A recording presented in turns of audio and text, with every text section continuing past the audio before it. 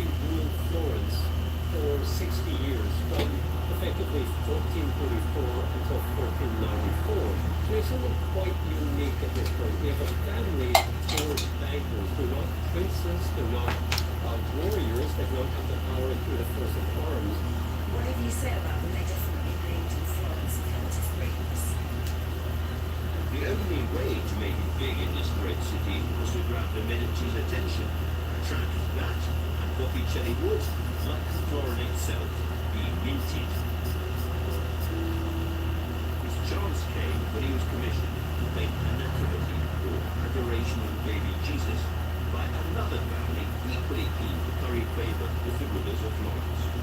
Botticelli pays an adoration for the Dell'Ara family, and this is a really interesting commission. Now, it's quite common in this period that you put in different figures, these religious deities to represent the donors. But Botticelli goes a lot further than that. The kings who are bringing gold and frankincense and myrrh are actually figures from the Medici family. It isn't directly a Medici commission. Clearly, however, somebody wants to set some up to lead large arts of Florence. The somebodies who are buttering up the Medici are also in the proposition, both looking directly at Gaspari Dell'Ara is pointing at himself as he nods to the question who paid for Hello, this. Ralph. Hello, good morning. Below him, standing proud, is Botticelli. This self-portrait is one of the only pictures of Botticelli we have today, and his smart, calculated depiction of the Medici as the three wise men certainly got him noticed. And just as he gained their attention, so did his beautiful young neighbour, woman who inspired his birth of Venus, Simonetta Vespucci. A couple of the Medici boys were in love with Simonetta, and they used to have jousting competitions and tournaments every few years. And Botticelli painted her portrait for the banner of one of the Medici boys who won the competition. And when he won it, he said, I won it not just for me, but I won it for the beauty of Simonetta. Simonetta was just as inspiring to Botticelli. She had become his ideal muse, the perfection of human beauty. But if this was an artistic match made in heaven, it wasn't one for this earth. Great beauty doesn't last long, certainly not on the disease-ridden streets of 15th century Florence. A year after the joust, aged 23, Simonetta died of tuberculosis. Ralph, dadating na po electric eraser ko. Drew massive Wow. crowds yearning for a glimpse of their Simonetta.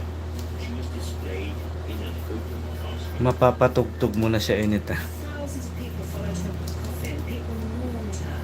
I suppose as we do for a great celebrity. People felt they knew her, felt they loved her because of her beauty. Because she actually doesn't live out her years. I think perhaps along the same lines as you might think about Marilyn Monroe or Princess Diana. The famous beauty reputation is then enhanced and she becomes a kind of idealized beauty. Simonetta has melted hearts all over Florence. Now Botticelli determinedly kept her memory alive by painting her again and again. May bala na po siya kaya na freebies. Botticelli very rarely strayed from her image. If he's going to paint females, either Venus or the Virgin Mary, he wanted to paint the most beautiful woman he possibly could imagine. And to him, she was Eric Robinson. Oh, it's real. Painted Simonetta time and time again because she was so popular. The men that couldn't have her physically could have a likeness of her. She was beauty and perfection. She was the pin-up. And it was a strategy that worked. With the beauty of his rich compositions and the skill of his portraiture, Botticelli was now highly in demand. He was even asked by the Pope to paint the frescoes in the Sistine Chapel. But his rich Florentine patrons were getting bored of religious work after religious work. So for his next commission, Botticelli created something very different. It's called Eric Robinson, you ever draw on a tablet or would you only ever draw something like this on paper? I'm very traditional, only on paper. And I'm no longer that, techie. Familiar, it is of course because she is almost certainly Simonetta. Botticelli being very creative. It is a large secular painting, Crucial official art. Hello, hello. I'm good. Thank you, thank you. and that is very unique. I'm trying to finish this couple portrait using General's charcoal pencil. So, yeah, right now I'm using the General's charcoal 4B. Religious message, it's only the intro. And this is a very expensive commission as well in terms of the materials that were used. Gold in there, it was azurite, as historical phenomenal attention to detail. I can do about Eric 10 Robinson, do you take donations? On the live stream, sometimes people are giving or buying me like super chat uh, here on the live stream. But it's not required. But I'm thankful that well, it's some sort of a donation also for the channel. That's what you call the super chat. So painter willing to take risks. Primavera opened up Botticelli to a whole world of mythological subjects, and here in Venus and Mars, painted just afterwards, he's at it again. This is Ralph, Kuya BMD, same. Doon lang po ako sa papel nagdo-drawing. Nag-try ako mag-drawing using Microsoft Paint pero yung mga drawings ko po turned out to be such a mess. Buti ka nga natatry mo, ako talagang wala. Hindi ako techie. Crucial official art. I love charcoal. Oh wow. Me too. I love using It charcoal. also demonstrates so much of how Botticelli made his art and why he's so famous today. Painted around the same time, all the techniques Botticelli would bring to the birth of Venus are also evident here. First of all, that extraordinary drawing. I mean, he's the great drawer of all the greatest painters. He has a line which is absolutely accurate, entirely beautiful, but as sharp as if it was done with a scalp. It's extraordinary. He has a great, rich colour, fantastic attention to detail about grass and particular feet, and it's full of great wit. He's a very funny man and a very funny painter when he wants to be. With these works, we're not in the real world, we're in a kind of magical, idealized forest. Botticelli is pushing Renaissance ideas about beauty and love to a new place. And he wasn't done. Ralph, besides po kaya ito yung palagi sinasabi ng instructor ko sa art appreciation, when you know that medium is not meant for you, don't go for it. Scandalous. Oo naman, oo naman. Find your style. Find your voice in art. Is one of the most recognizable paintings in the world. Starring Florentine beauty Simonetta Vespucci. These days it's seen as a pretty conventional masterpiece of Renaissance art. But when it was painted by Sandro Botticelli in the late 15th century, it was completely revolutionary. The painting was truly great commission. Life-size nude on a canvas, and also not of a Christian woman. Painting like the birth of Venus was seen as taking a great liberty, and oh my goodness, what is this artist doing? Botticelli had already defied the norm with his pagan paintings, Primavera and Venus and Mars. So why was the birth of Venus seen as quite so bonkers? Well, simply because no one had painted a nude like this before, one that asked that most fundamental of questions: what is art for? Praise God, or to give mankind enjoyment? Botticelli was one of the most sought-after artists in northern Italy. His sinuous drawing and the grace of his brushwork meant that even in a picture-saturated, image-drenched world, his paintings were fresh and surprising. And Even for Botticelli, the birth of Venus was one heck of a go. And the reason for that is entirely about what was acceptable in the Catholic world in which Botticelli lived. Kushal Official Art. I'm from India. Lots of love. Hello. Oh, wow, from India. Eric Robinson, you got a PayPal or Venmo? So, oh, that's, sorry, I don't have PayPal or Venmo.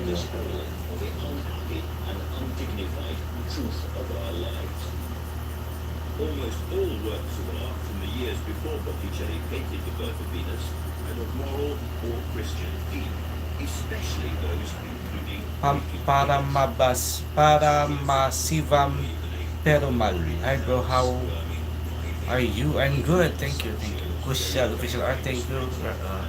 being expelled. Adam, what his genitals are on full display, not hiding himself there. He's hiding his face to show his shame. Eve is covering herself.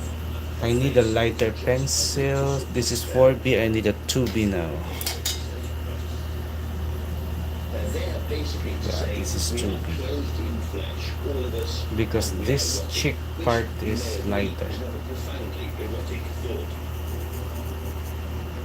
And yet, the birth of Venus is a painting clearly all about stirring up erotic thoughts and feelings. And so to do that, Botticelli had to use Ralph, kuya yung instructor ko po yan, sinabi niya sa akin noon, may potential po akong mag-commission portraiture because of what I would say quality output sa mga classes. Para masivam perumal. Grid method, right? Yes, yes, it is. But it's the attention he pays to his central figure which is most arresting. He painted her in a stance that was taken from the ancient Greeks. She's standing in what's known as the Venus pudica stance, where she's covering up all her private areas. Her hair is covering her modesty. She's beautiful, but is she? She's got very long legs that if she tried to walk away from the painting, she actually wouldn't be able to stand up. And her arms are extra long. And she has no shoulders, they're sloping. And they go right up from the arms to the neck. And the reason being is because necks were considered a very attractive spot on a female. An area to be seduced and planted with little kisses. And that's why her neck goes all the way down her arms to her long legs. In this painting, Botticelli created an image unlike anything seen before by Florentine society. And yet, Ralph, pag may projects po kami kuya, especially pag gagawa na kami ng artworks, may project artworks turned out to be true masterpieces. Wow! Kaya yun po kuya, that's why I got 95 sa subject na yan. the fact that it was designed to be seen only by a few might explain why Botticelli felt he could get away with this. Adam and Eve in the Garden of Eden, fine. But a shamelessly nude woman on a clamshell, and yes, there is a metaphor there, blowing in from the sea, Sandro, really? Would it be too much for his client's stomach? Well, it's known to have been kept quietly in the Medici palace. Both of these would have gone into the private chamber in this Villa de Castello outside of Florence. Wouldn't have been seen by many people. It was probably commissioned for a wedding, and it was probably to hang behind the bed, the marital bed. Curtains,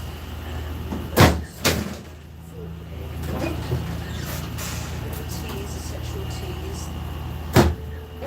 Even those out of the way of prying eyes, Botticelli's radical birth of Venus still had an impact far beyond the bedroom where it was communal. The Medici's friends, as we know, were a great circle of very influential people, and also other artists would have known about it, talked about it, seen it in Botticelli's studio.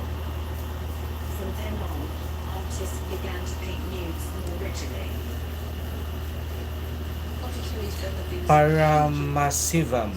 Is it art? Graphite pencil? No, it's pure charcoal pencil. Ralph, kuya, sa tuwing tinitingnan ko yung mga drawings ko it reminds me of that subject. At kuya, surprisingly, FCCP yung mga gamit ko colored pencil that time. Official art, what is the time of your country? Oh, rough. What's time? It's 10 10 a.m.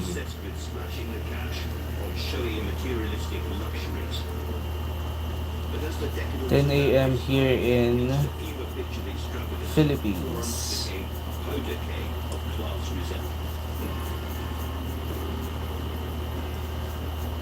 Enter Girolamo, the mad monk, Savonarola, who arrived to light its fuse with a verbal flamethrower.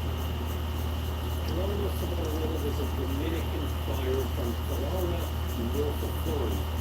He was a mesmeric teacher. He was really a fire-breathing fundamentalist who was preaching for a reform of the church. He is quite concept for the moral welfare of his people. He has a lot to say about that. The church was corrupt, the political institutions of Florence were corrupt, and he wanted both of them to be reformed. He disproves gambling, he disproves card play, he disproves sodomy, he disproves all the stuff, women wearing too much makeup, certain sexes, all these things Florence can only get Savonarola was not opposed to all art. He believed art had a purpose within Christianity, and he believed that art was devotional. What he did not want to have on the walls of churches were images of the Virgin Mary in which she looked, as he said, like a harlot. He doesn't like all this pagan stuff that's all in the articles on press. This is about his poetry or his visual art. The preacher's hellfire sermons cast a spell over everyone who listened. We do know that Botticelli used to step back from a lot of his artwork under Savonarola and had been something that supported him. Botticelli was mesmerized by him and completely believed his message. 7:45 a.m. In India. And no painting could have looked more decadent than his own Birth of Venus. Maria Antonia Rinaldi is a Florentine expert in the years of Savonarola's domination. This square at the time of Savonarola and Botticelli around 1497, 1498 was a witness, we can say, of quite incredible events. The preaching of Savonarola became more effective over the people of Florence. Objects that he considered sinful were banished from the town. Playing cards, tarots, dices, mythological paintings. Savonarola created this kind of little army of young kids who were dressed in white and with a red cross, and who were little spies around the town who were telling him if someone still keeping objects that were considered sinful. On the morning of February the 7th, this rabid zealotry reached fever pitch, and Savonarola's miniature army of child soldiers Kuya, sinisimulan ko pong i-drawing si Disgust. wicked. And here there was a huge fire, around 15 meters or 20 meters. It was on the top of the representation of the potato. And all these objects, chests, perfumes, ugly books, and painting with mythological imagery would be burned. This entire fire was called the bonfire of vanity. Botticelli himself wrote to the bonfire of vanities some of his painting to be Ew, burned. their signature line. Disgust. I think we can probably safely assume that given his admiration for Savonarola, he would, and he still had the Birth of Venus in his studio or in his house, taken that giant, beautiful work of art and put it on the bonfire and watched it burn.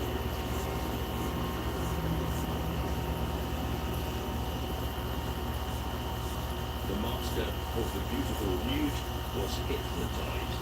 He would never paint another secular image like his Birth of Venus again. That remains Official art, official art. I want that Sir and Ralph to come in India. My country is good tourist place.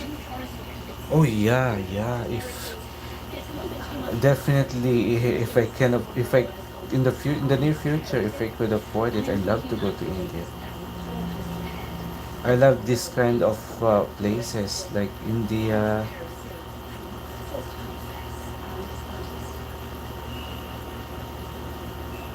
And exactly here we have the plaque commemorating the spot where in 1498 Where Girano's places like father India was where you knighted. can learn a lot from the very The rich monument to history. his bonfire of vanity.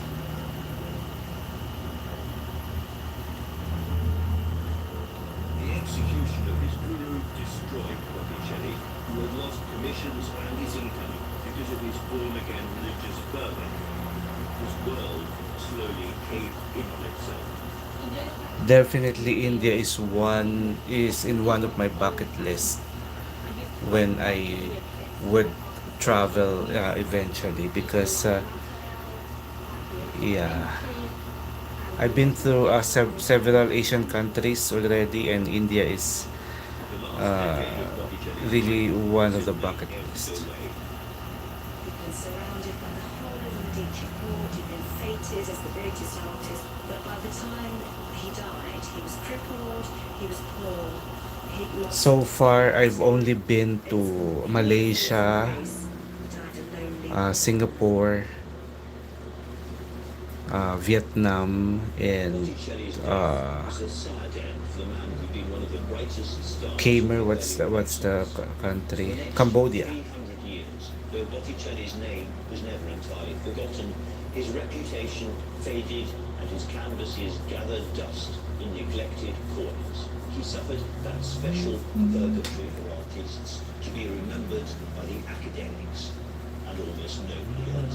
When you come in to India, I give you biryani. Oh, definitely one of the best food I've ever tasted in my life is chicken biryani. His place in the pantheon of the greatest painters and allowing his Venus to be reborn for the world to enjoy. Ralph, kuya, ako naman, I've been to US, UK, and Singapore. Oh, wow. After Botticelli died a forgotten pauper in 1510, his astonishing, magical birth of Venus was quickly forgotten, seemingly lost to the world forever. That is, until the middle of the 19th century, when a British collector, William Fuller Maitland, splashed out Para almost masivam 18,000 Perumal. So today your portrait draw more on charcoal pencil and powder. Just charcoal pencil, pure charcoal pencil. He liked it so much that in 1857 he decided to loan it to the Art Treasures exhibition in Manchester. Over the next 140 days, more than 1.3 million visitors saw Botticelli's painting, and it set the mid-Victorian art world aflame. The mystic nativity gave the Victorians something that had been missing from British art, frankly, for centuries. An emotional directness, a lightness of touch, even a kind of wit. This is a painting about the apocalypse and the end of time, and yet also playful. Ralph, kuya, I'm so excited to receive my new electric eraser. Strung out like a real mother, she prays over the Christ child who is rather tubby and very, very squirmy. There's something lovable. So this is my foam blender, foam applicator. And direct.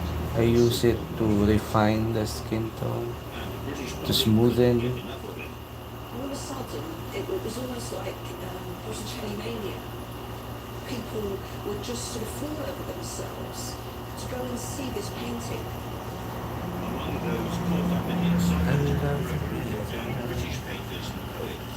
Botticelli and Simonetta were reborn in the work of John Everett Millais, William Holman Hunt, and Dante Gabriel Rossetti. Ralph, nakahanda na rin po yung cutter ko. Yung pagpapatulis ng ano. Botticelli became their favourite artist because of the delicate way he painted, because of the jewel bright works that he produced. They were so in awe of him that he was their main inspiration. He was showing beauty, he was showing love, he was showing the aesthetics of picture making. But the way Mystic Nativity showcases Botticelli's skill and the importance of the story of British painting isn't the only reason this canvas matters so much. It also led directly to revived interest in the birth of Venus. It led to the rebirth of the birth of Venus. Lit by a ferocious passion, the Renaissance master Botticelli's new admirers flocked to Florence. And as they entered the Uffizi, they came face to face with the most astonishing. Para masibang perumal, ito size paper. Here is the birth of Venus. This paper that I'm using, the size is 8 by 12 inches.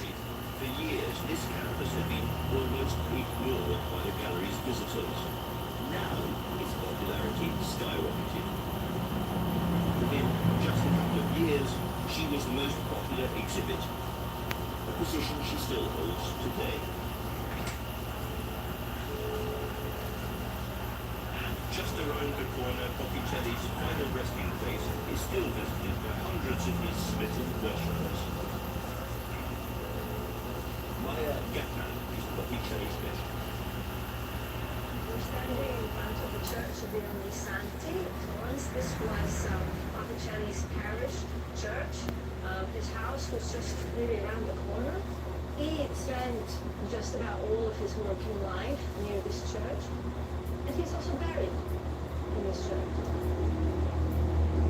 People come to Botticelli's tomb to pay their respects, to kind of pilgrimage. This spot that was buried is right over here behind this wall. And Simone Vespucci was buried also in this church, very nearby Botticelli's grave, because her family, the Vespucci, were parishioners and their parents as well.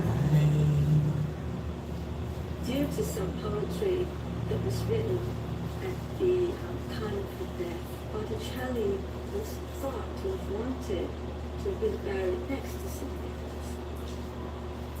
Which begs the question, just how did Botticelli feel about Simonetta? Was he really in love with her? What we know about Botticelli in terms of sexuality is that he never marries. When he's asked about marriage, he seems quite horrified about the idea, and he's allegedly keeping it warm. My sort of suspicion is that his interests actually lie elsewhere. In the culture today, there are a lot of gay artists who paint female models and who have female muse, and it's not necessarily homosexualized in love with relationship. And so, I mean, we could think of it, you know, in those terms, like she's kind of cute darling, you know. Whatever the truth was, and we'll never know for sure, it all adds to the mystery, only serving to increase our fascination with Botticelli and his muse, Simonetta. It's really a beautiful gesture that when his image was resurrected in the 19th century, eventually it was decided to put a marker here that people would be coming to his tomb and read them. Now, there are a lot of words from him. Dear Sandra, send a little bit of inspiration to the poor. Sandra, you deserve much more. Your art is amazing. I hope you're happy being with Simonetta Vespucci. That suggests that the room is the best time, that he was a friend. These notes show it's still inspired, still even in the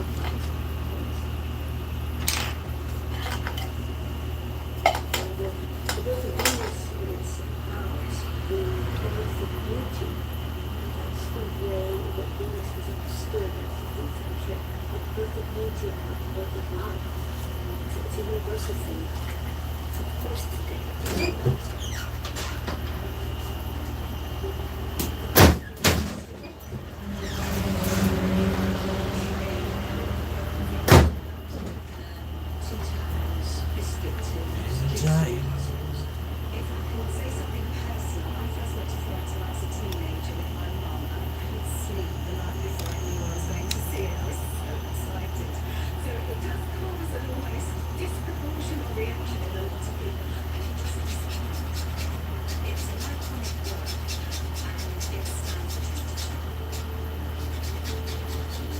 With the birth of Venus, Botticelli laid the foundations for a modern perceptual beauty and fundamentally changed the way Western art considered the female nude. His was a majestic, overpowering vision of the female. Crucial. I'm an artist but don't have many tools and costly pencil. Para Miss Sivam, can I use pencil stamper for light shading? Ah, you mean if I read it right, blending stamp. I think brush is better.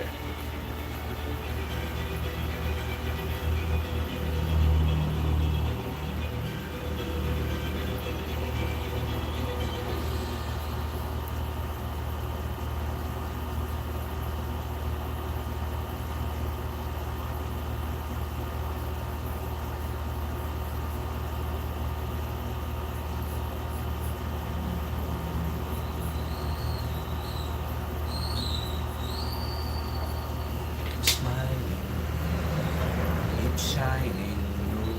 You can always count on me.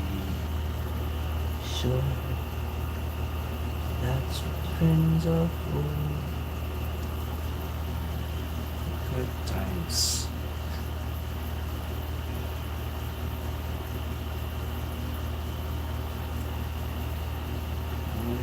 Kushal, official art. I belong from middle class family, so I don't deserve those. Oh, everyone deserves a pencil. Maybe you're not. It's not yet uh, with your means, but maybe in the future. But you can take advantage of using materials that you can afford as of the moment. Because yeah, we're also here in the Philippines. Most of us are also in middle class, and we started with cheap pencils. Ralph, Kuya BMD, since may mga blending tools po kayo, is there a need na gumamit rin ng blending stamp o hindi na? Eh, mura lang naman, so okay lang kung meron ka kasi magagamit mo rin siya lalo na kapag may sobrang stubborn na detail na mahirap i-blend. Kayang-kaya ni blending stamp. Pang hardcore blending.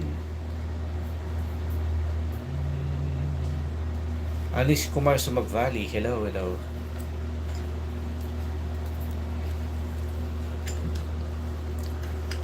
I need 4B.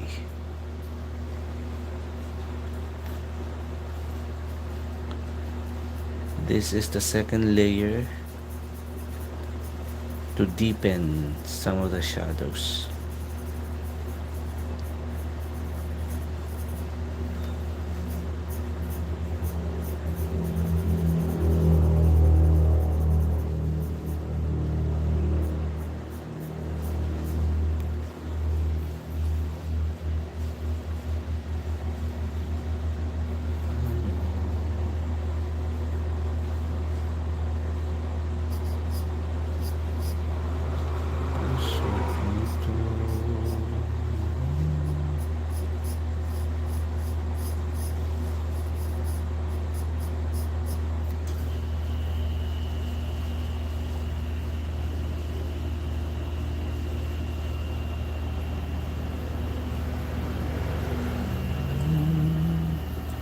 Kushal, I'm very little by 19 years old. When I get job, I will what? Yeah, you will definitely. You're very young, and there will come a time that you will afford everything.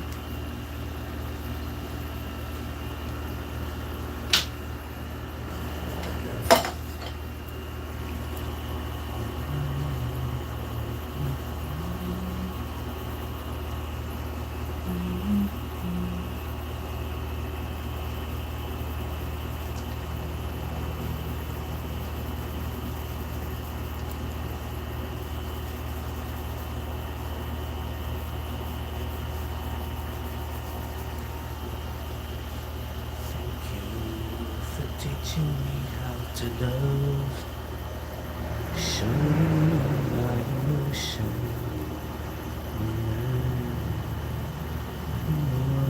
What is love? It's more than ever hoped for.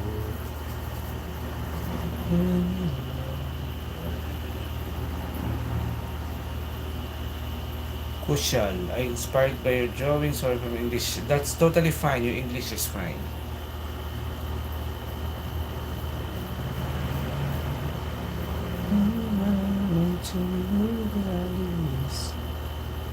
No time, no space, no heartache, no heartbreak, no time and place. Erickson Bendicion, sir, nakatry ka na ba ng arches paper sa graphite, charcoal, and sa colored pencils? Hindi pa. Sobrang mahal eh. Sobrang mahal ng arches paper.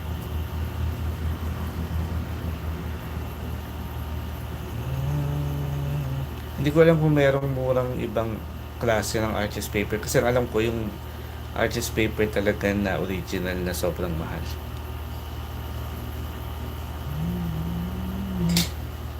No mountain.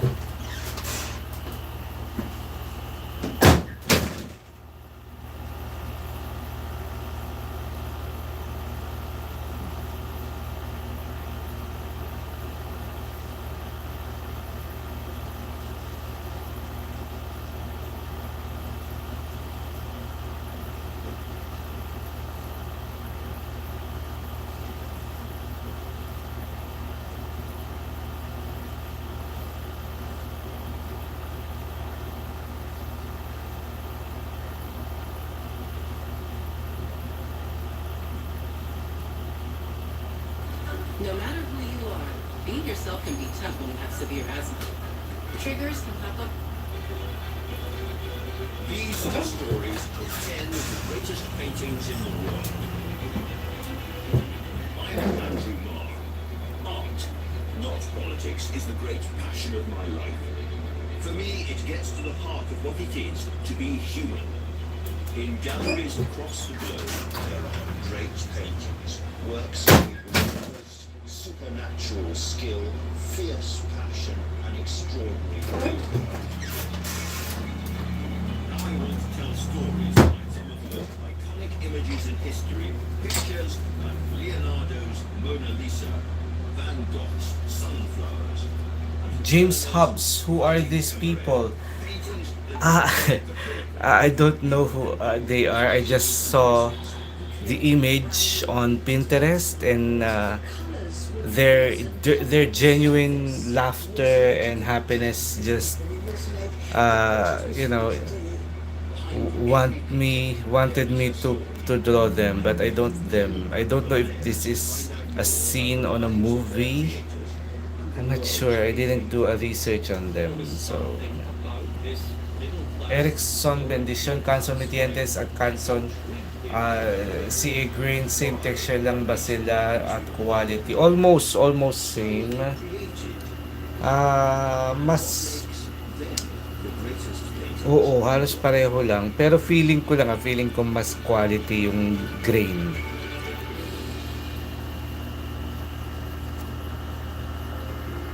Ralph, Arches paper ko sobrang mahal yung papel na yan. Ralph, kuya, naalala ko pa sabi ni agency kaya sa akin na pwede ko try yung papel na yan po. Pero sabi ko sa kanya that paper is pricey.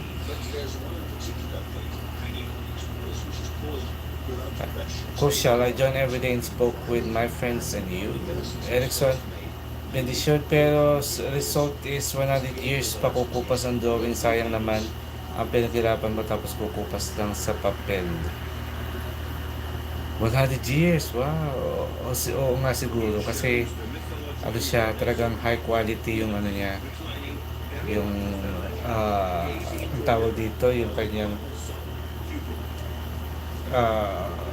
basic material.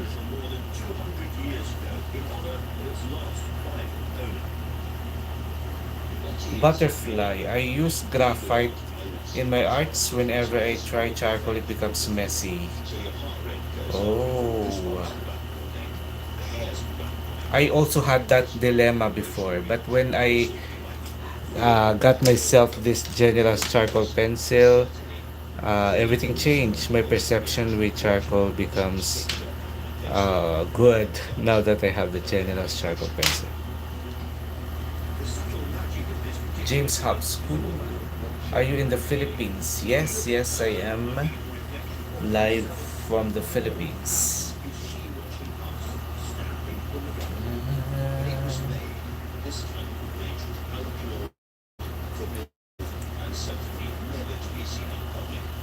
Many years later, when it was already hanging on these walls, it was subjected to a ferocious physical attack, and the scars are still visible even today. James Hub, stay safe in the typhoon. Oh, thank you, thank you. There are so many people affected by the typhoon in the city, but now the typhoon is gone. But the aftermath, especially in the city, it's a good thing that I'm not living in the city. I'm in a province, uh, and here in the province, we wanted the typhoon because of the rain, because we have rice fields to that needs the rain.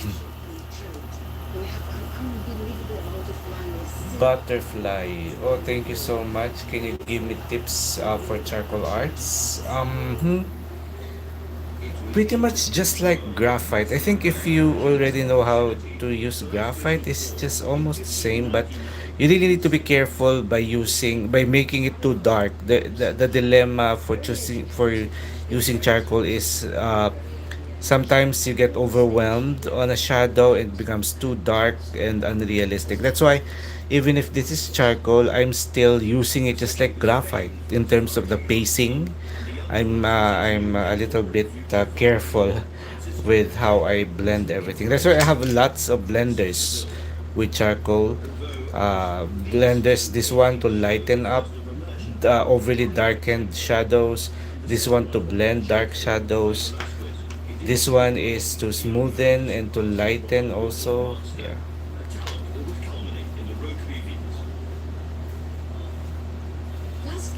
James Hubs. Oh, okay. Good to hear. Crucial art. Very good art science. Electrical engineering. No? He liked to use loose handling paint. He used to use long brushes, for example, which were very rare. But it gave him that flick. He had this ability to keep paint looking fresh, as though it was still wet. Like double cream, there's parts of it that you feel as though you want to just drop a lick. They look so luscious. He was already a technically astonishing painter when he left Pacheco to set up in his own studio and accept commissions when he was just 18 years old. You don't know much about this personality, but he was driven, he was ambitious, he was talented, he was loved by everybody in it, one of his patrons, and also his subject matter. He actually used real people that he knew was real, and he would go to the taverns and he would draw people. He actually had a passion for reality, passion for textures, passion for the things that were around him. By his early 20s, Velasquez was the prime painter of Seville. And if you look at those early paintings, it's clear that he was obsessed by the real. The paintings of the stink and the dust of the streets. He captured ordinary everyday life with remarkable verve and energy. But the deeply ambitious man who painted the Roman Venus wanted everyone else to paint the extraordinary. His opportunity finally came in 1623, when his subjects would quite definitely be their clothes. Velasquez was summoned to Madrid to paint the portrait of the new young King Philip IV, and this was a huge risk. Do it really well, and what follows? Money, obviously, but also fortune and reputation. What we have done is instant humiliation, immediate failure, and skulking back to the shadows for the rest of your dibbity-dabbity paintable life. Here, that's a word. Once you are back, you can't go back.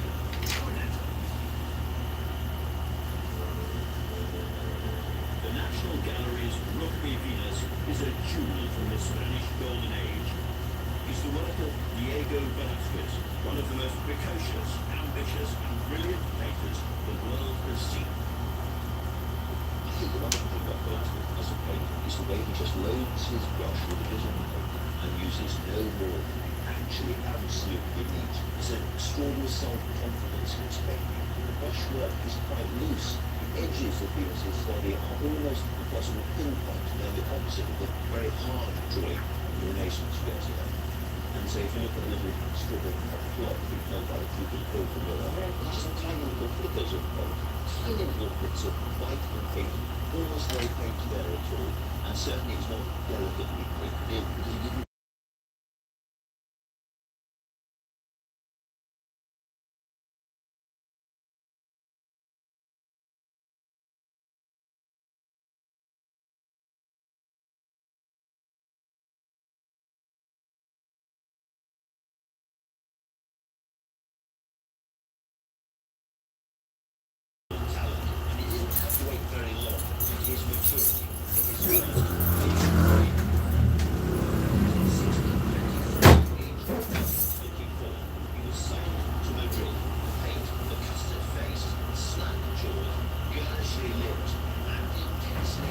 Butterfly. I am in MBBS, so it's become hard to manage everything.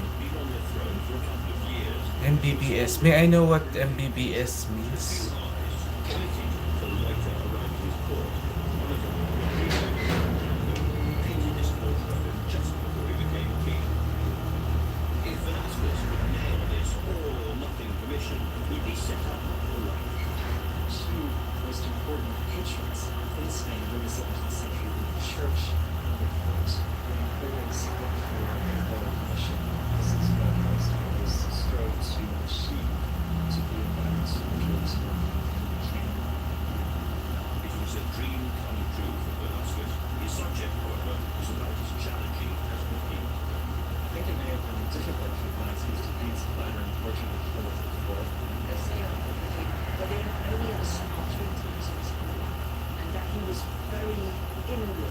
Butterfly. It's medical course in India. Ah, okay.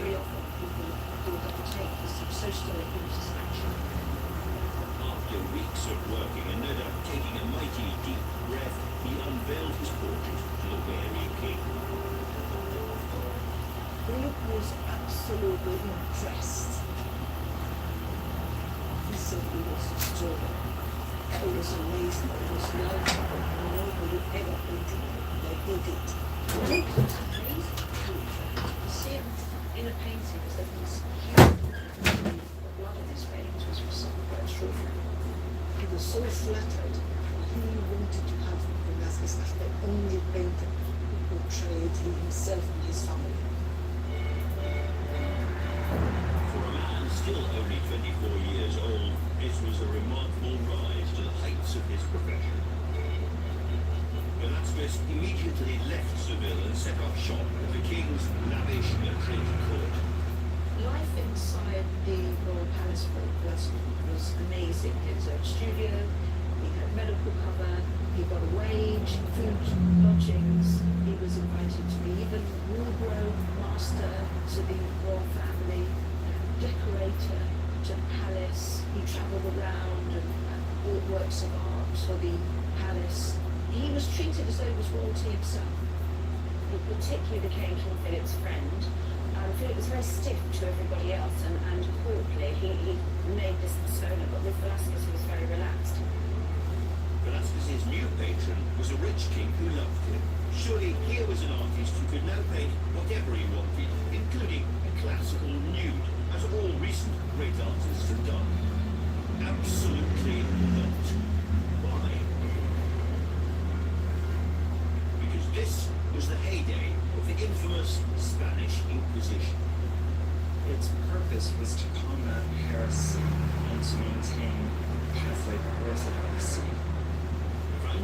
1478. This was the most formidable force in the Spanish Empire. Religious fundamentalists, secret police, torturers, judges, juries, and executioners in a single organization. It was extremely zealous. The Inquisition meted out dreadful tortures, rack or pouring gallons of water down people's throats, all in order to get them to confess to crimes that they maybe or maybe did not commit. The Inquisition was absolutely fearless then. It created a climate of terror. It created that was the most terrible thing. The Inquisition's tentacles reached into all areas of life, from everyday moral decisions to the standards of high art. According to the rules of the Spanish Inquisition, producing images of female nudes was considered indecorous. They were considered something that may provoke unwanted sex or even rape. So the power of the painting was more than just the paint. If you were found to have any of these paintings, you would be expelled from Spain because the paintings would be destroyed. To make things a little more complicated, his father-in-law, Francisco Pacheco, was in charge of processing paintings on behalf of the Inquisition, and so it's easy to see for the time being why Velázquez didn't stray far from the palace. Besides, limited subject matter wasn't going to curb his vision.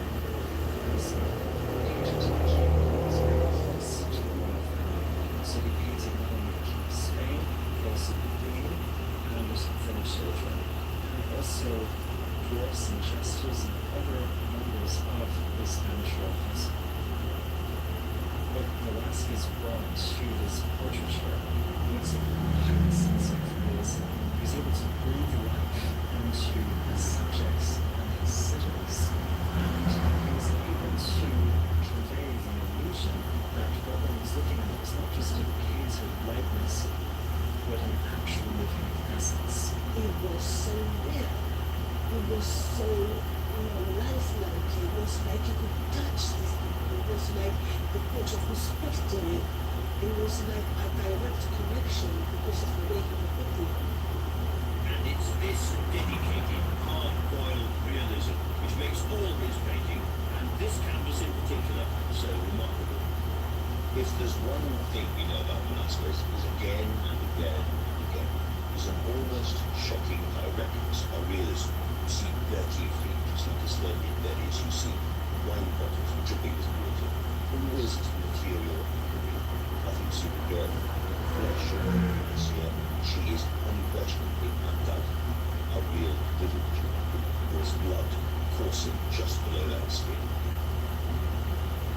It was to be more than 25 years before he'd get the chance to paint his Venus.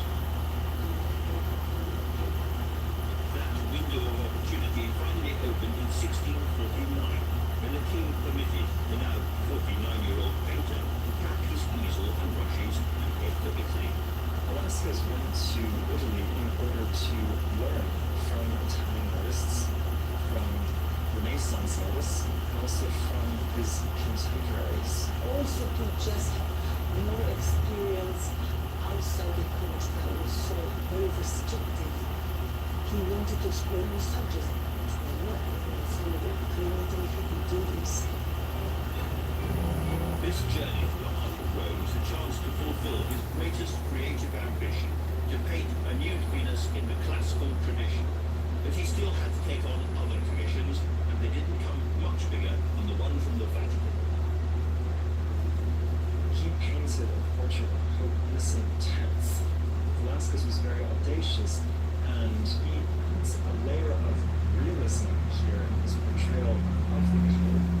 If you look at the face, it's incredibly naturalistic in the way in which he portrays his expression, not idealizing his appearance because he had a very prominent nose, and also portraying him almost with a scowl. And it's thought that when the Pope laid eyes on this painting for the first time, he exclaimed, "È troppo bello, it's too real, it's too true." Away from the suffocating Spain, here was finally the opportunity for which he'd waited most of his life. Velázquez squared his shoulders and began the Rokeby Venus. Now, there are no records which tell us exactly where Velázquez was when he began work on the Rokeby Venus. But when you look at what he'd have seen in Italy, it's not hard to see where his inspiration may have come from. Here, for instance, is the sleeping hermaphrodite, or daisy hermaphrodite. It's actually an ancient Lascaux statue which we excavate, and it shows a woman lying in a very similar attitude to the Rokeby Venus. And we know that Velázquez took a bronze cast of this back to Madrid, so it really meant quite a lot to them. And then here we have two examples of the most blatant full frontal nudes done up till then in Western art. This is Giorgione's sleeping Venus, now someone to attribute to Titian, and she's absolutely full frontal. Here, finally, is the very famous Venus of Urbino, painting definitely by Titian, as it were, the reflection of the Rokeby Venus from the front rock back. In this case, Venus is full awake, and she's looking at us with a very frank expression, indeed. And what we have to remember is that these are images that Velázquez could not possibly have seen in Madrid. They would have been forbidden. He had to see them in Rome.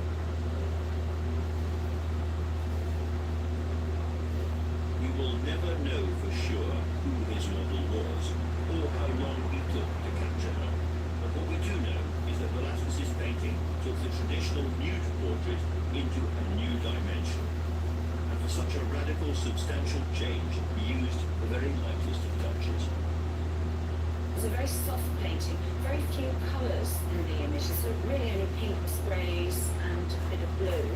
If you're close to that painting, it's very difficult to distinguish the harmony from Velázquez is lovely sort of so he's pressing to add these tones, which I would say uses black sheet to enhance that some paleness. So it's a very sexy picture. But it's impossible to believe that this was just a rocking angel. Erickson Bendition, sino tayo mo na bang Derwent Light Fast at Caran d'Ache Luminance? Wax or oil nga ba ang Derwent Light Fast? Yung Derwent Light Fast is more of an oil. Pero sabi nila may halo din the wax. Yung Caran d'Ache wax, hindi ko pa natry yung Derwent Light Fast at Caran d'Ache. Yung Caran d'Ache, ang natry ko lang sa Caran d'Ache yung tatlo lang, black, white, tsaka yung flesh.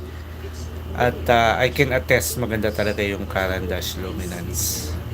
Yung Light Fast naman, feeling ko parang pareho lang ng Polychromos. Mas mahal siya sa Polychromos. So, Polychromos na lang.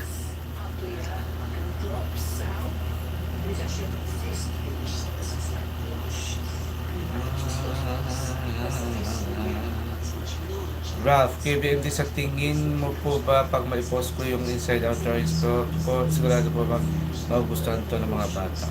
Oo naman, oo naman. Anything parang animated, very appealing. Lalo kung titingkaran mong mabuti yung kulay talaga, yung matingkad na matingkad.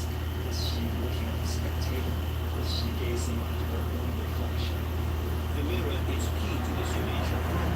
Center is the focal point of the canvas. But more than that, from here, Venus can see exactly who's looking at her. Velázquez made a painting that's really all about how we look at it, the feelings we have in response to his subject. Titian's views are often described as being unrealistically curvy, but Velázquez's Venus was frank. This is a real woman. You take the lines and add the Velázquez touch, material, direct, earthy, frank, blatant, and you get something that would never happen in quite this way in Western art. Velázquez loved his identity. Real easy way to Italian life. For him, his year in cultural side took class forever. King Philip IV was desperate for his return, so in early 1651, Velázquez finally headed back to Madrid.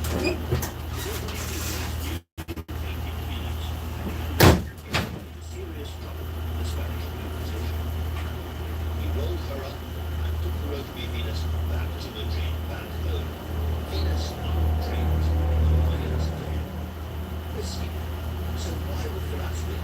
in such a gamble with his own personal safety with this This remarkable 17th century masterpiece, popularly known as the Book of Venus, is by Diego Velázquez. Velázquez was the great painter of the Spanish Golden Age. There was nobody who came within a country mile of Velázquez's ambition, the cheeky, fluid directness of his brush, the sheer force of his intellect. And here, amongst all those wonderful portraits, the mysterious court scenes, the battle paintings, the Book of Venus stands out alone. Because nudes were outlawed by the Spanish Inquisition, Velázquez had painted her in Italy. Then he took the monumental gamble of returning to Madrid with his canvas. Why on earth did he take the risk? Well, he seems to have had a buyer lined up for it. Remarkably, the evidence is still there in black and white at Madrid's Casa de Alba archive. Dr. Mar Doval is a local Velázquez scholar. This is the inventory written in 1651, 1st of June. Belongings of Marquis of it. There are many entries you can see, and each number is possessions of the Marquis, and in this case, paintings. The one important for us is this one, number 222, and in this case, it's very well described. It says, una pintura en lienzo, painting on canvas, of a nude woman lying on the clothes, pintada a espaldas, painted from the back, leaning on her right arm and looking at the mirror, both by the board, de la mano de Velázquez, by the hand of Velázquez. We know that picture was in the collection, and we know that picture was taken by Velázquez. So who was the Marquess of Elite? Well, he was a well-known nobleman from everywhere. He didn't know a lot about art, and he knew He was an eccentric collector of women, an eccentric collector of art. He was one of the most important collectors in Spain. He was very powerful man. He was about 30 years younger than Velázquez, and he was very charismatic, apparently very ugly. He wasn't very handsome, but he enjoyed life, and he liked women, women and art. And he had very impressive works. Patricia, Velázquez, and he wanted to have the best painters. And they had a good as well. he now had a prized new painting, but where did he display it? Like falling foul of the Inquisition's vice lord? Like many secrets, the answer is locked behind closed doors. Literally. The Spanish elite's solution for keeping their forbidden pleasures away from disapproving eyes were called salas reservadas. They were started by Philip II, who had a huge collection of new paintings, and they were secret rooms within the palace or in the houses of nobility, where men who collected art but had their own secret new paintings. Philip I increased the collection of women. He put after the sister. At the time, new paintings of women could be considered top shelf art. You know, for male amusement, male pleasure. These paintings were covered with curtains who were drawn with women mostly because they like the princesses. Many of them also was delighted by this news. All of the rich, powerful men would have had these hidden secret chambers, and that's where they would retire for the evening, gone for hours or 2 minutes, depending. And although it knew about the secret rooms, the Inquisition was checkmated, unable to get a grip on the fashion for secret salons, even if its clerical police suspected this was getting out of hand. Most of the high clergy possessed these paintings called indecent pictures. So they couldn't really expel bishops or cardinals or even the king from that matter. So there was a kind of double standards to Wow, lalo na yung mga bata sa live stream na Etching Sketch. I wanna see it, I wanna see it. Sabi nila. His Venus had a fervent new admirer, and Velasquez returned with his fully clothed subjects at the royal court. The ideas he explored in the Europa de Venus would reappear in his later works, most clearly in Las Meninas, one of his final drawings of the world. Europa de Venus may be seen as a kind of dry run precursor to Las Meninas, because the two have in common the mirror and the way in which he manipulates the reflection in the mirror and opens the possibilities for interpreting what we see in the painting, whereas the Venus's gaze directed and where art became theme. And in what is, on the face of it, an intimate family portrait, Velasquez has painted himself into the heart of the composition. He has, in effect, photobombed his employers. he was implying in his Botticelli. I'm introducing just reflections of the king and his wife in the background of the painting. You see someone dressed up as a nobleman in the act of painting. It's a kind of symbolism. It's a kind of metaphor that he finally achieved what he wanted. 4 years after finishing this painting, 61-year-old Velasquez died and was buried in a church which once stood in this square.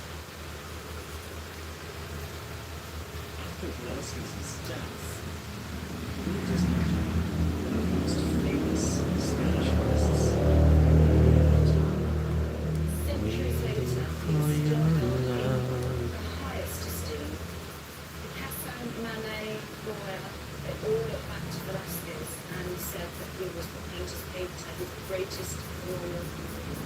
No one has surpassed him.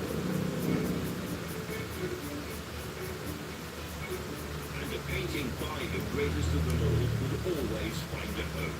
So it was, at the end of the 18th century, Venus became the property of another member of the political elite, a newly appointed Prime Minister, Manuel de Godoy. Manuel Godoy has a collection of nudes following the tradition of indigenous slavery. The Inquisition was still actively hunting out immoral painting, but that threat didn't stop Godoy commissioning Francisco Goya to paint a nude for his collection. While he was inspired by Velasquez and his remarkable Venus, what Goya painted, known as the Mapa, was altogether more risque. There's no cupid, there's no mirrors, there's nothing. The body is fronted in the Goya and Velasquez from the back. She's actually looking at it. She's engaging with the viewer direct and is inviting the viewer to enjoy. So what the body sees is much clearer and less exclusive. He said that Godoy owned Goya's naked mapper and had the Venus together in one room. And that would have created a huge stir. Sadie Cat, hello. I see this hyper-realistic piece is coming along nicely. Thank you, thank you. Caddy art. Caddy Cat. The following years, Godoy was called into court. Had to stand trial to the Inquisition. And he was asked. Crucial Art, official art. If you like, you can visit my channel. And he also said that they were following the great traditions of other great artists like Tintoretto and Titian, but it didn't do any good. The Inquisition forced him to name the artist behind the image far more scandalous than the Europa de Venus, the naked Mappa. And so Goya found himself dragged in to be questioned.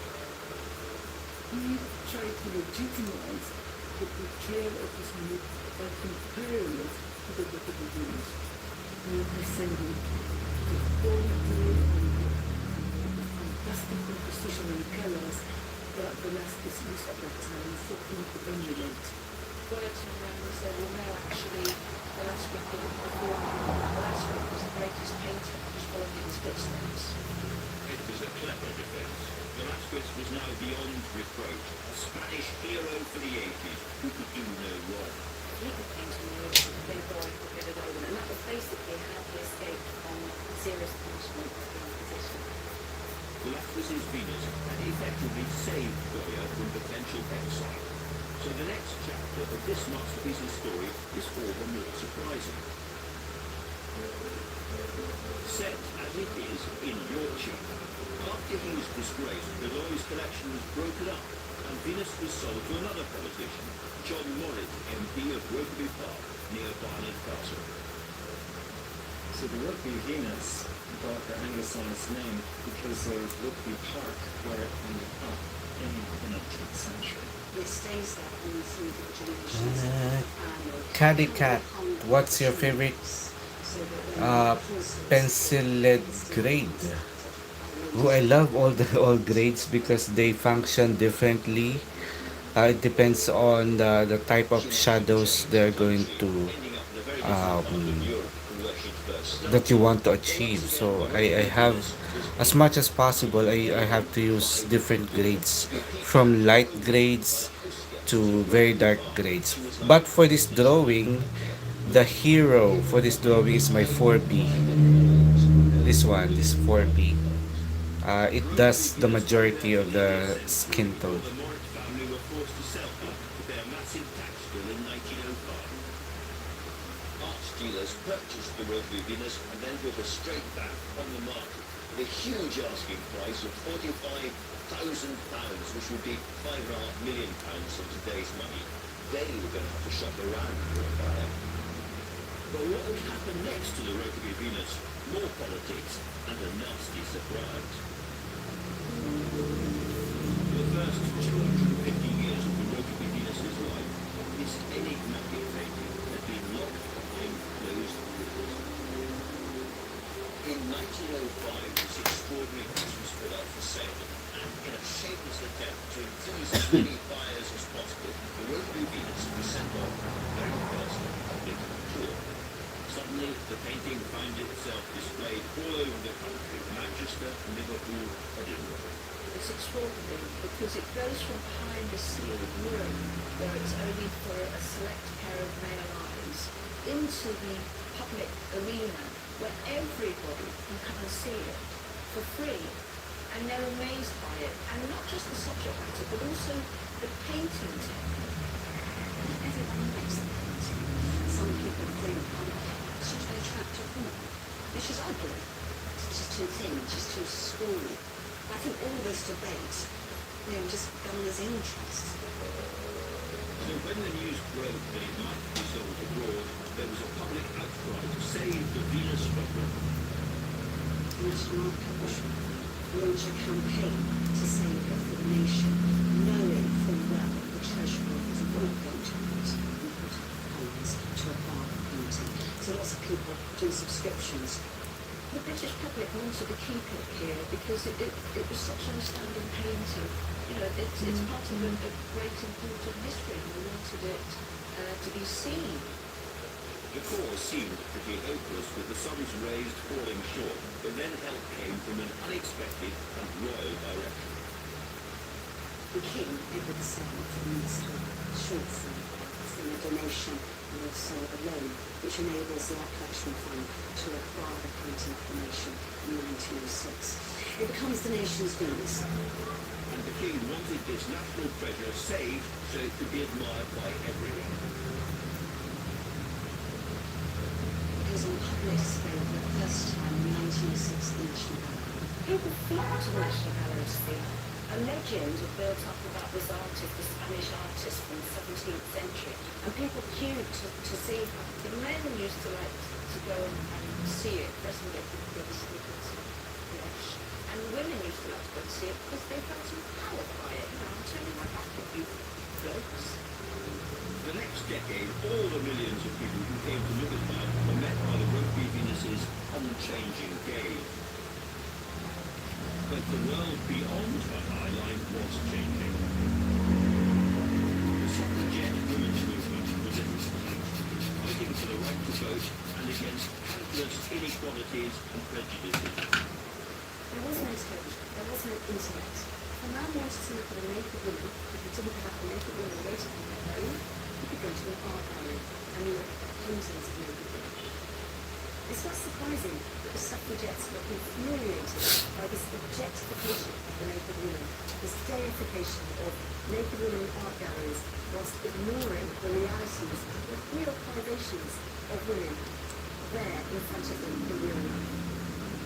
On March the 10th, 1914, the day after her leader Emmeline Pankhurst had been arrested in Glasgow, a former art student and militant suffragette, Mary Richardson, decided it was time to strike another blow for thought. She sort of plots her campaign very carefully. She decides to go into the National Gallery on the 3 days, and there will be lots of people around to witness the performing of the act. She goes to the room, and there are policemen seated in front of the blue booths. What she had concealed in her person was something of meat from her. And she pretends to sketch on a blue board. Goes away to the gallery, come back. And she seizes the opportunity. She went up to the rope witness, takes the axe out of her bag, smashes the glass, and she slashed at it with the cleaver 7 times. It's a really quite a violent and quite a shocking act of pounce upon. The guards are kind of racing around, but somebody slips over, and by the time she was finally arrested, quite a lot of damage had been done to the painting.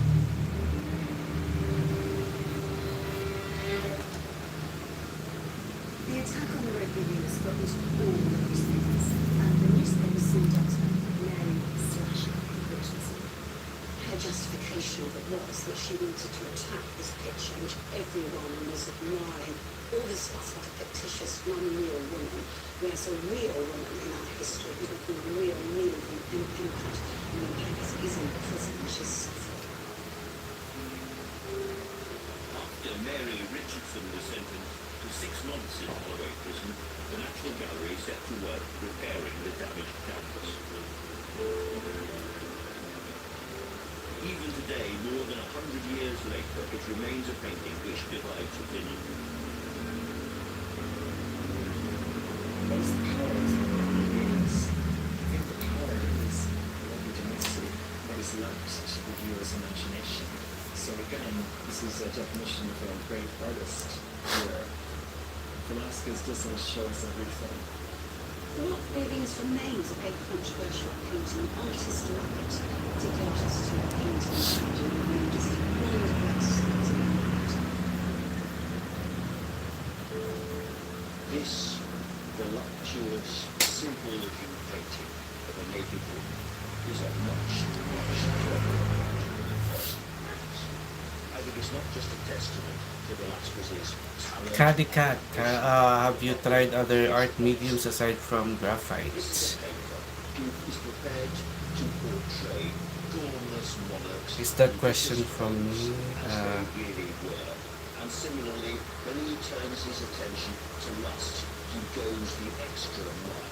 So yes, he has stripped Venus absolutely naked, but look at her face. Primarily work with gouache and sketch in either erasable colored pencil or in darker pencil lead. Funny enough, 4B is my favorite lead grade. The voyeurism, the lust. I wonder if the patrons who bought this picture and enjoyed it in private even noticed.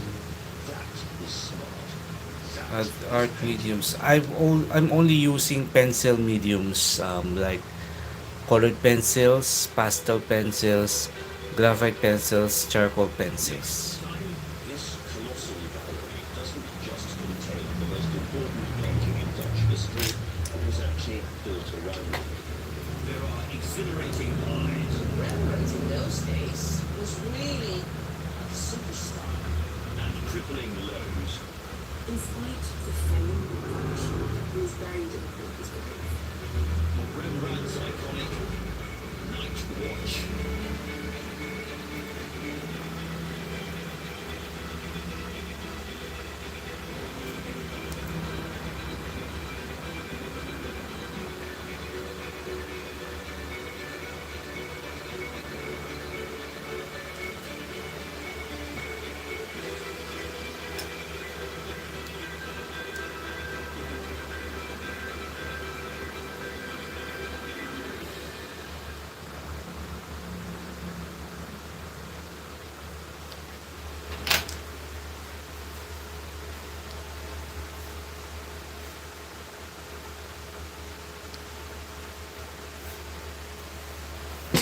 These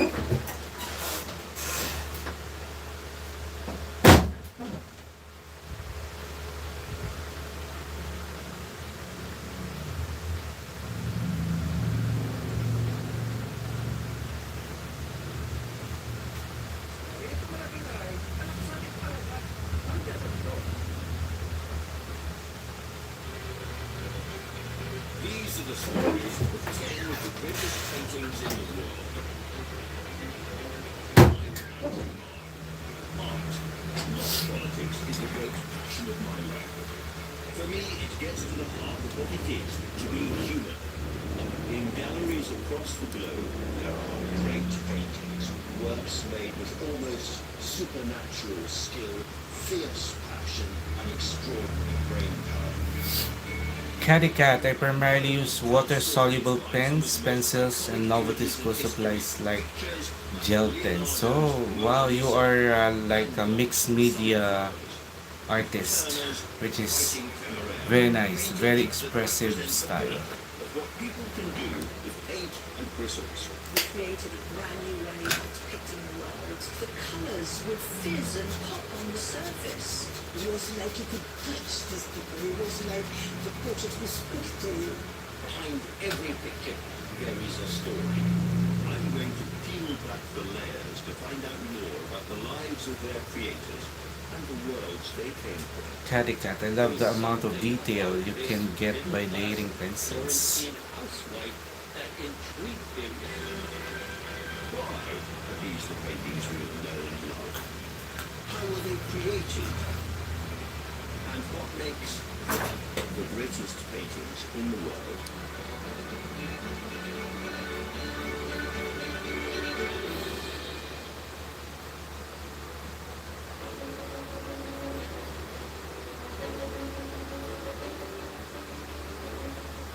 What makes a painting a masterpiece? That is, of course, a subjective judgment, but there are some paintings so important, so iconic, that they come to represent an age, or a culture, or a nation, and it's these kind of pictures which very often form the centerpiece of the great museums and galleries of the world. All around the globe there are images which speak to a nation in ways that no others can match. And here in Amsterdam there is a canvas loved by the Dutch like no other. This colossal gallery at the heart of the vast and beautiful Rijksmuseum doesn't just contain the most important painting in Dutch history, it was actually built around it. In what feels like a huge Victor Flores Cusitito, Spanish traductor, please. Cushion. I know I love art, but my art is very bad. There's great artists. This was an act of risk-taking, almost of arrogance. Ralph, kuya, mag-English po muna ako mag-chat dito for the sake of everybody sa live stream. Oo naman ako. It's nothing short. So what is it? It's a group portrait of a militia company, what you might call a platoon of Amsterdam's People's Army. There are 16 men visible, or we know most of their names. His first running clock, the commander of the militia, giving the orders to advance, and beside him in the canary yellow was Willem van Württemberg, his lieutenant. All around the picture there are different things going on. There's a dog barking, there's a young girl staring into the distance, there's a man cleaning his musket, somebody else working something has fired his musket by mistake and nearly hit somebody else's hat. Rembrandt's characters feel so alive they could almost jump off the canvas. But if they did, they wouldn't get very far. Now, if you've been watching really carefully, you may have noticed there's a strange big glass box around. Now, why is that? The answer is it is being restored, probably for the first time in more than 40 years. For your average masterpiece, any major restoration would be carried out as far away from the prying eyes of the public as possible.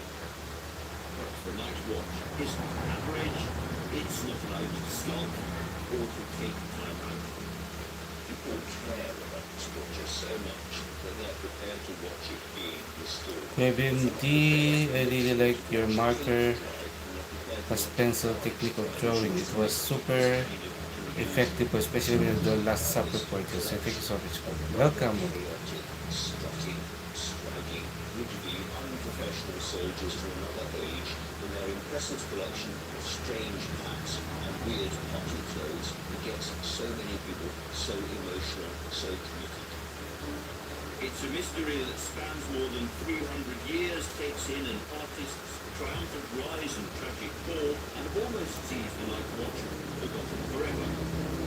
This painting's story begins in a period of unrivaled creativity in Dutch art, made by new money and cutthroat competition. The Netherlands in the 17th century was a very, very particular environment because it had this growing, flourishing outline. You could buy a painting just for a weekly wage, and his painting would be sold at markets, alongside kitchenware, chickens. So these weren't just objects for the extremely wealthy, but anyone who had any price. This was a world of unequaled artistic production. Make it new, make it fast, make it different, with groundbreaking changes in technique, perspective and subject. Born in July 1606, Rembrandt had arrived into the Dutch Golden Age. Rembrandt was born in the Dutch town of Leiden, which is about far away from Amsterdam. And he was born in a pretty bourgeois family. His father was a miller, big family, lots of children. Caddy Cat, have you tried plein air sketching before? Plein air outside in French, by the way. Yeah, I have tried using paint. I think I use watercolor, oil, and especially you know what is that? Acrylic paints, open air, live landscape drawing. I also did some live sketches on open air, like trees or like clouds. Was a brilliant artist, but rather in his early works with our own eyes we can see how progressive. Rembrandt's first canvases are full of mistakes, but each and every one ripples with ambition. They show daring colours, bold textures, and above all, an unusual approach to lighting. He was a young artist who wanted urgently to be different, to produce a style that was his alone. This was the formative period for the young Rembrandt, and much of the thinking and the skill you can see in a night watch goes back to the Leyden years when he was working on the consistency of his paint and finding new ways to portray light in a more dynamic fashion. His early masterpiece from that period, Judas returning the 30 pieces of silver, is spectacular because it is all about creating the drama of the scene and emphasizing the drama through very dramatic painting. Also, when we look at his very early self-portrait, there is one where almost his entire face is in shadow. It was this painting, created when Rembrandt was in his early 20s, that put him on the map. No one had painted themselves in quite the same way before. This was one of the first, more than 80 self-portraits Rembrandt had created across his lifetime. And it brought the young painter to the attention of some of the most influential art collectors in the area. But still, even his hometown wasn't big enough to contain Rembrandt's ambition.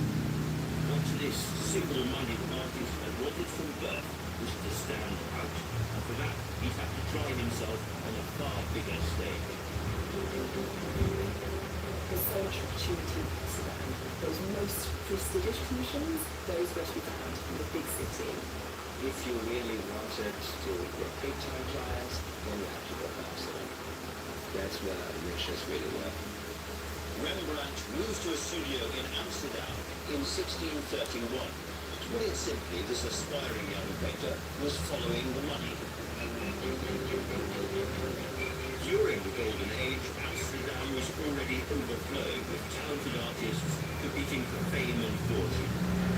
Joining them, Rembrandt was making some really bold moves that would Put him step by steady step on the road to the night watch.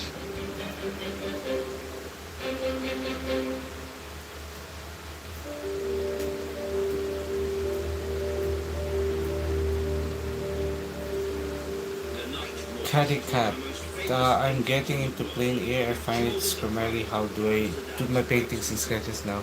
Whether I'm painting verbatim from life or painting whatever while being outside. It's a lovely experience. is the identity of a half-hidden face. D Daddy Senpai, bro. Hello, D Daddy Senpai. 34 different Official art. My English is very bad, so sorry. I am an Indian. All friends love from India. You don't need to apologize about anything. slightly cheeky eye. This is, of course, We understand. We understand everything. Alfred Hitchcock has put himself into the film, as it were. The Night Watch shows a glimpse of an artist at the exhilarating peak of his power and ambition. Just over 10 years earlier, he'd arrived in Amsterdam, desperate to make his fortune. Amsterdam would have been very exciting in the 17th century. It's loud, it's busy, it was a real metropolis. And for artists, that presented a huge opportunity. War with the Spanish Empire was over, Dutch ships crisscrossed the world, and now the city was packed with wealthy merchants eager to spend their fortunes on portraits for their brand new townhouses. Fresh in from Leiden, which itself had been besieged by the Spanish, here was a painter who could offer something new. Rembrandt kind of burst onto the scene quite quickly, but quite important commissions. He was one of the first artists to capture physical expressions of fossil race. He painted portraits as though he D Daddy Senpai, do you use pencil extender and how it works? Yeah, this one. That's so clever that you see that You can maximize your pencil from the very end of its life. These are very impactful pieces. Caddy Cat, it's okay. You have excellent English coming from a native speaker. From his very first commission, it was clear that Rembrandt's work was different from everything else around him. He painted faces bathed in light and shadow, used the wrong end of his brush to scratch individual hairs into the paint, and became a master of touchably real surfaces. But most important, with a skill that would become vital to the success of the Night Watch, he depicted his sitters with a fresh, there was a kind of ruddy, earthy realism about the faces. These are actual, living, breathing, sweating people that you could have met on the streets of Amsterdam, and there is no mistaking that at all. Suddenly, this provincial miller's boy was the most popular portraitist in the city. And yet, always hungry for the next advance, Rembrandt needed more. Private commissions were fine, but he really wanted to create work on a bigger scale. He wanted to be properly noticed. I think his first major success was the Anatomy of the Crystal. That was painted in 1632, and that was a very high production. It was a very marketing process. I think people would have seen that and thought, yes, that's the man who I want to paint my portrait too. Rembrandt's first multi-portrait painting was a taste of the Night Watch to come, and it reveals his swelling ego. For the first time, he simply signed himself Rembrandt, audaciously assuming the same one-name celebrity label. Leonardo, Michelangelo, or Raphael. He saw himself as the rising hero of the Amsterdam art scene. What Rembrandt wanted now was a lifestyle to match. In 1634, he married the love of his life, Saskia. The glamorous young couple threw themselves into enjoying Rembrandt's good fortune. They enjoyed life. They went out, they spent, they lived a very lavish lifestyle. Rembrandt was very confident. He was spending lots of money. He was quite flash. He was very pleased that he was earning this money. And saw that this was not going to end, so he could just spend it as it came. He was living a high life. Fancy clothes, luxurious meals, Rembrandt, it seemed, would shell out for anything. Caddy Cat, is this piece a commission request or your choice? My choice. Just my choice. Just found this photo on Pinterest, and I love the photo, the image, and decided to capture it. This house in 1641. These beautiful At that time, he was smiles. the most famous artist. He was very wealthy. It cost 13,000 euros, which was a fortune at that time. And this was the most sweet. Rembrandt's spending, however, didn't stop here.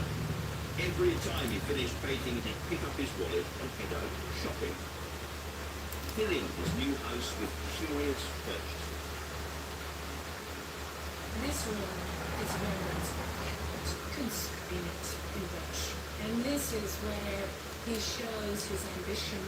He shows his extreme drive and his fascination for beautiful objects. There was something he spent on in his paintings. Things like Venetian glass, seashells. stuffed animals and bits of coral. We don't know how much he spent. It must have been a fortune. And in his new mansion, there was one room that was more important than any other. Now this was of course the largest room in the house. This is the grand studio. The light is fantastic. It's northern light, and it would have reflected beautifully into the studio. And of course light, rapid light, travels through, very important in Rembrandt's work. The high creativity of the master painter needed to be matched with the basic handling business of funding his lifestyle. Sell himself and win the big commissions.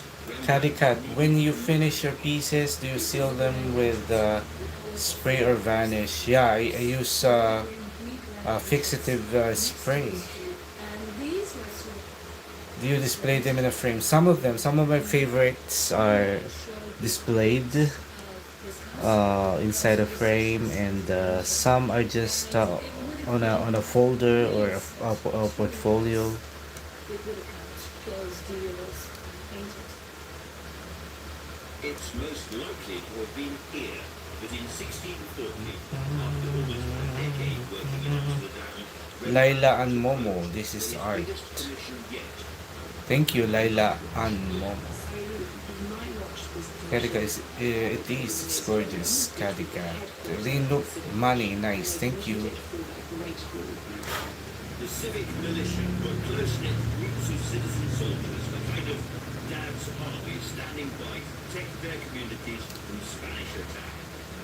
And the way their portraits were captured was a tradition unique to the 17th century. For years, they'd been painted by the most established artists of the day. D Daddy Senpai, bro, charcoal is hard to erase? Definitely not. Very, very easy to erase. For a bizarre bust cube. Caddy Cat, oh, that's really cool. What kind of adhesive do you spray? From district It's a fixative spray. I forgot the. Rolling over the reliable regular, they were even though Rembrandt never did anything like this. Almost expert in art history.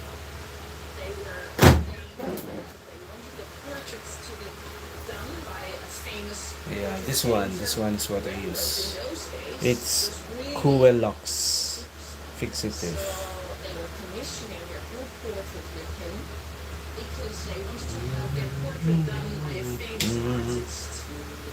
Caddy Cat, how do you store your pieces? They aren't displayed. I have a like a fold. What do you call that?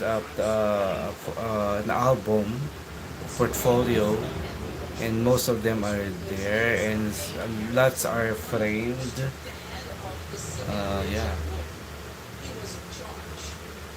As tradition decreed, Baring would have wanted his expensive commission to capture his men as war heroes, even if the reality was somewhat different. Originally, they were defending the city in times of war. So that period, the war against Spain. But when Rembrandt was doing the night watch, the Spanish troops were gone. In my opinion, real soldiers. There was a sense of nostalgia. The Dutch people were very respectful towards them and grateful towards them for what they had done in the past. What was there left for them to do? They were, in general, rich and poor people. We know about them as the Old Boys Network, the sort of Rotary Club or Lions Club. They were quite well known because of their gatherings, which they would drink, eat, gambling, giving each other good positions within the society. They may have done more networking and drinking than fighting, but the importance of the militia was still deeply ingrained in their communities and their minds. This was a young country which had just freed itself from the Spanish Empire by fighting. But Rembrandt... Cadicat, oh great, I use a disc-bound portfolio to store my finished pieces. The pages can be taken out and rearranged. Anywhere between 10 and 20 guys, but that makes for a I really need that, I need that. just to line them up. So we challenge the artists to turn this into an interesting composition where you have the impression that they may interact with each other, that they talk to each other. They also all have to look like a view in order to be recognized. So it seems like there was This almost responding with traditional, simple arrangement. Even then, there were added complications. They paid for their individual portraits, so the more money you were paying, the best position you could get. The cheapest option would be at the sides of the painting in profile, maybe just your eye. And the most expensive would be your whole figure, doing something majestic. Cadicat, I'm a huge stationary nerd. Oh. With the night watch, Rembrandt was juggling 18 different figures and egos. And the position of his subjects wasn't his only challenge, because this work was not intended to stand alone. 6 other Dutch artists had also been commissioned to make major group portraits for the same room. And by the time Rembrandt started painting, 4 had already been finished. They had all played by the lead. This was entirely competent bust-tune painting, and therefore, to the ever-ambitious Rembrandt, more than a little boring. And so the artist who based his entire career on being different decided to create an entirely new type of militia portrait. When it was finally unveiled, the Night Watch would indeed be a painting completely unlike any of its predecessors.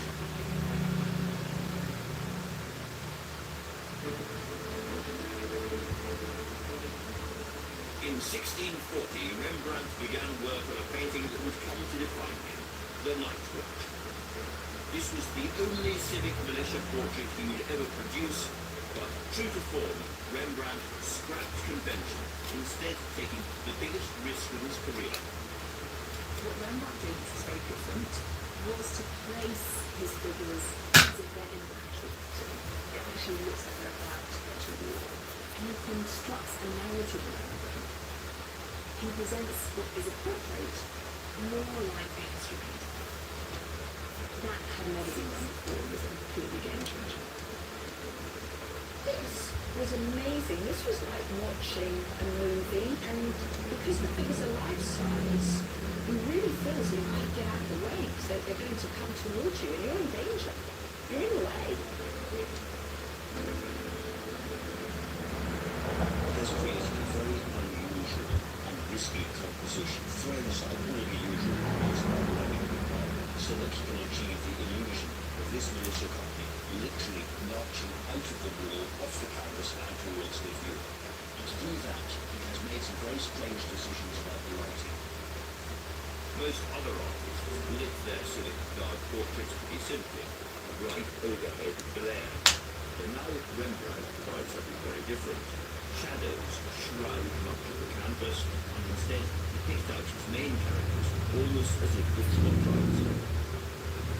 If you look just here, for example, you can see the light illuminating Pot's outstretched hand, casting a shadow which cuts across the Amsterdam coat of arms embroidered on his lieutenant's cap.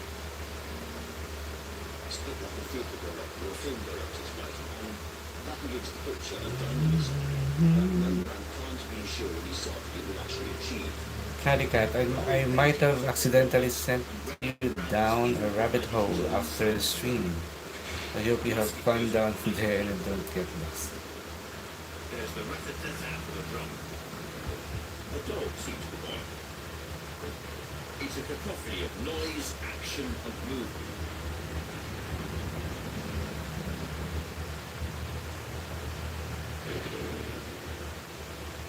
And here is the funny, almost ludicrous risk that Rembrandt is taking with this picture. This is a militia. These are would-be soldiers. They are men who want to be remembered as soldiers.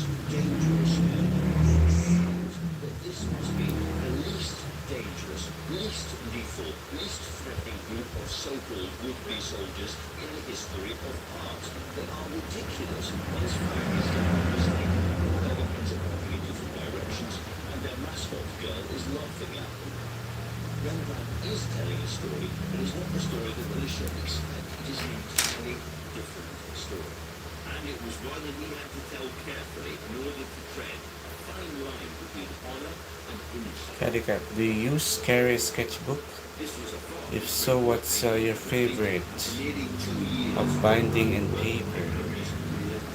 I don't usually, recently in my life, I don't, because I'm now focused on YouTube. I think it's fair to say they were in-person. Basically on live streaming and doing tutorial videos. Are they meant to laugh at it? Are they meant to be aghast at it? Are they meant to be in awe of the fact that every one of those people... And I'm focused on portraiture with a reference photo. Already a reference photo.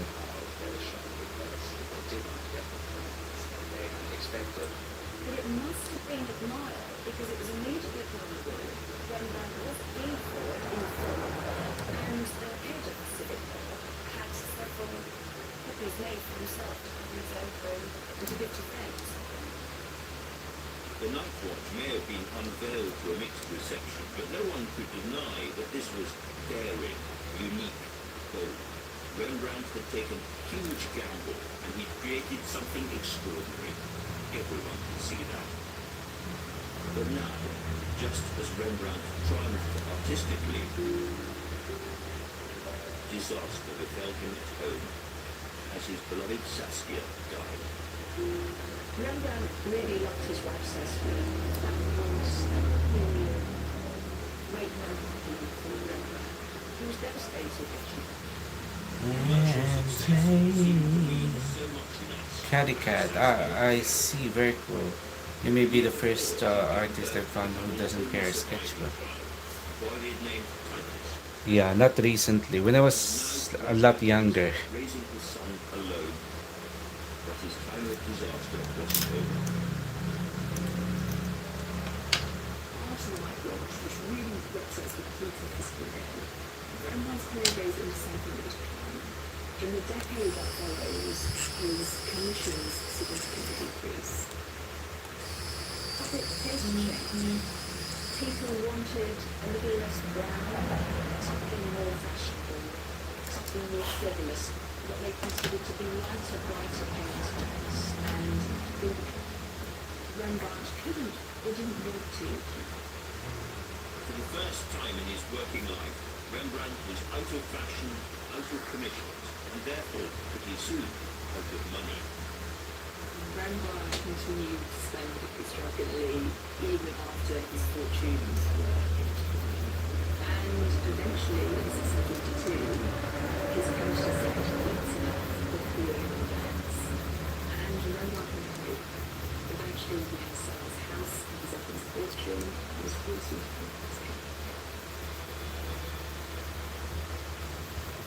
Rembrandt had to move from the big house he bought with Saskia in Amsterdam to a very rough part of town where he lived for the last 13 years of his life. The man who'd once been Amsterdam's richest painter, now cowered in the city's shadiest suburb. It had only been a handful of years since he produced his masterpiece, but his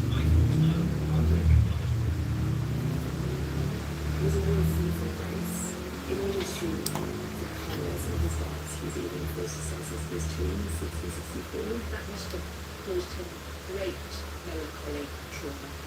She was the love of his life. Rembrandt's livelihood was hanging by a thread, and yet, wrinkle by wrinkle, failure by failure, he magicked disaster into triumph. The realism he brought to Bannington's men now applied to his own aging features, creating what are now seen as his most moving work.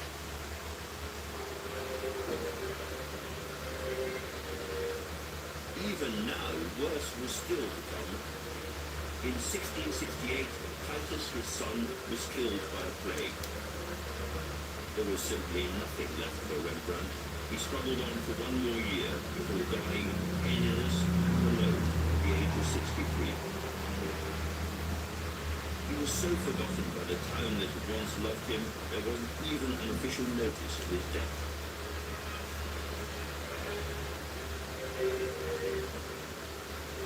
In spite of the fame Rembrandt achieved in his lifetime, he was buried in a pauper's grave. There's an unmarked grave, and it doesn't exist today. You can't find it. All that remained of his final resting place was a plaque, erected in 1909 in the Westminster Church, acknowledging his forlorn death.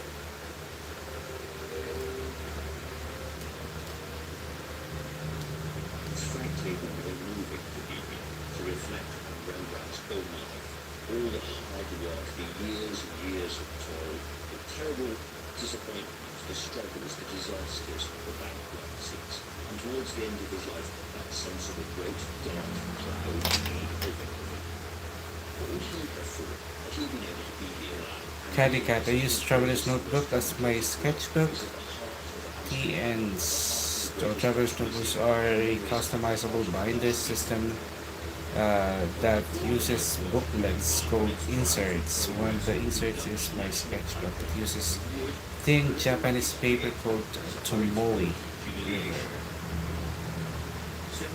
Wow, that's first time I heard about that. Amsterdam's palatial town hall, now a palace. Alice Tucker is its curator of exhibitions. So this is the room where the night watch was held in 1715. It was taken from the Governors to here. This was the office of the colonels of the Great War Council. Nothing green in that watch, please. You know the official space. The night watch was placed into those two doors behind me. The problem was though that the space between the doors was too small. So they took the pragmatic route and cut it down in all sides. Truncations in art history, Rembrandt's glorious light was chopped down to fit its new home. You know that was lost in the language because it was supposed to be balloons. Portions that were taken from the actually essential to understand the painting. So what we see in the copy is that the rock companies passing through a city gate and over a bridge over a canal. So that makes it very logical that all the people are moving. So they cut off 2 feet from the left, which took off a couple of people, and it cut off an area at the top, which meant that all the wonderful perspective and the archway, rods and banners, that was all not as intended. We have no idea what happened to the pieces that they cut off. They cut those pieces off because they thought they weren't that important. So, in all probability, they just threw them out. I have no idea. Maybe about 10%. By the end of the 18th century, Rembrandt was long dead and forgotten. His remains lost in a pauper's grave, his most important work, butchered to fit its space in a gloomy council chamber. It seemed this masterpiece must surely be consigned to history, and yet there's an extraordinary twist to the story still to come.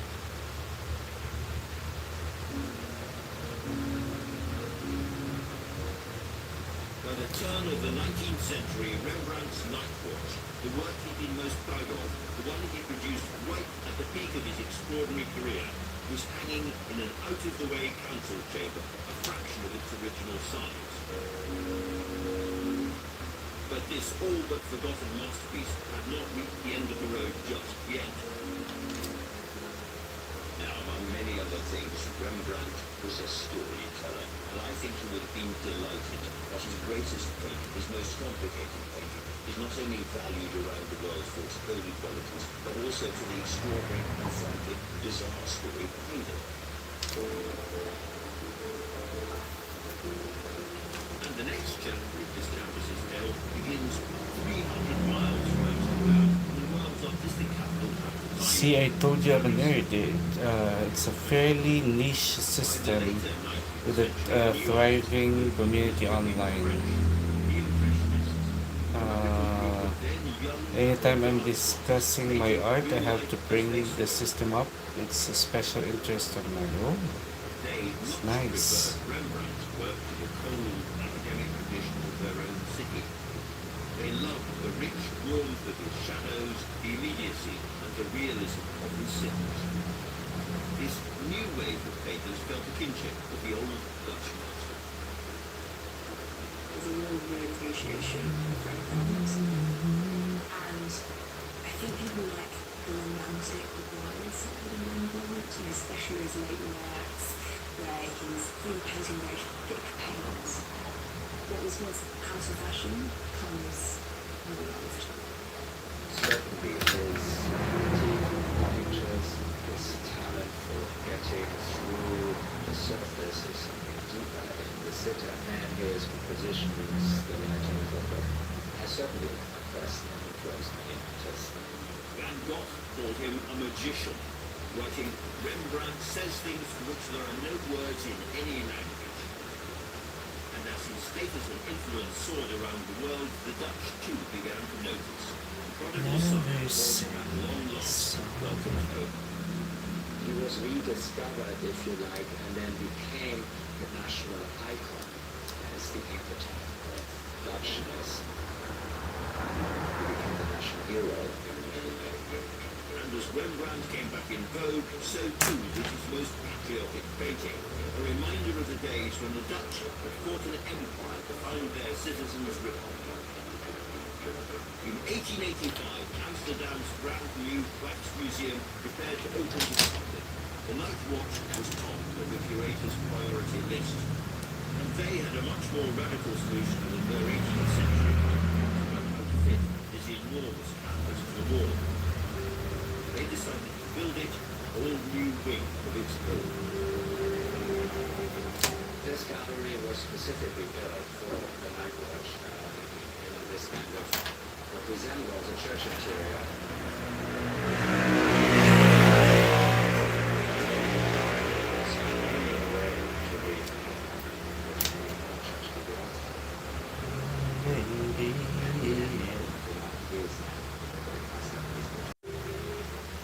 Rembrandt's masterpiece was no longer just being Guys, it's lunchtime here in the Philippines. I have to take a break. I'm starving. I need to have my lunch right now. I might see you later. Android, there's a question. Kilala nyo po sir si Jenilyn Sandaga? Oo naman, oo naman. Very famous artist in YouTube. I've seen your streams pop up on shorts. Sometimes I haven't had the energy to type though. Caricat, things are welcome. Yeah, bye for now. See you. Maybe, hopefully, I can continue this a little bit later after the lunch.